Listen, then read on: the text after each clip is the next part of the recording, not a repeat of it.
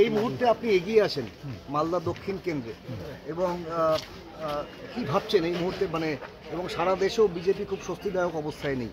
হ্যাঁ, না যে লাগছে যে আমি তাই বললাম আমাদের লিডাররা রাহুল গান্ধী এবং আমাদের এআইসিসি প্রেসিডেন্ট খার্গেজি ওরাও বললো যে এইগুলো পোলিং ঠিক নেই, মানে হয়তো পেড চ্যানেল অনেক হয়ে গেছে দেশে, তো যে রেজাল্ট আমরা দেখছি খুব মানে কাছাকাছি হয়ে যাচ্ছে, মানে এখন মাঝে মাঝে বিজেপি না এনডিএ বিজেপি ছেড়ে দেন এনডিএ 270 হয়তো পৌঁছাতে পারবে না, মাঝে মাঝে মানে যে ভ্যারি করছে সারাদিন। তো আর আমরা খুব খুশি যে এখন অবধি আমাদেরকে লাগছে, যেমন আমরা বলছি প্রথম থেকে আমাদের লাগছে আমাদের মালদাতে আমরা 1 নম্বরে আসবো, সাউথ মালদাতে আমাদের 1 নম্বরে চলছে।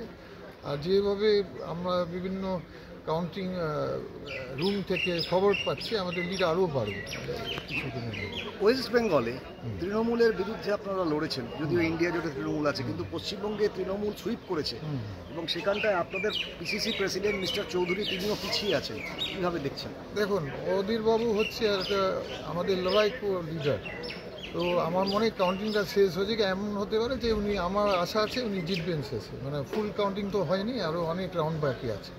তো উনি একটা সব ওয়েল নোন লিডার, সবাই চিনে ওনাকে, আমার মনে হয় উনি শেষে উনি হিসাবে আপনার বাবা যে ভোটে জিতেছিল 19 সালে, এবার কি মার্জিন? হ্যাঁ, আমাদের আশা আছে যে মানুষের দু আশীর্বাদ যেভাবে পাচ্ছি আমাদের মার্জিন ওর থেকে ভালো। একটা প্রশ্ন, সেটা হচ্ছে আপনাদের ভারত জোড়ো যাত্রায় রাহুল গান্ধী দীর্ঘদিন পশ্চিমবঙ্গে সময় দিয়েছেন, প্রধানমন্ত্রী এবং অমিত শাহ তারা পর্যন্ত পশ্চিম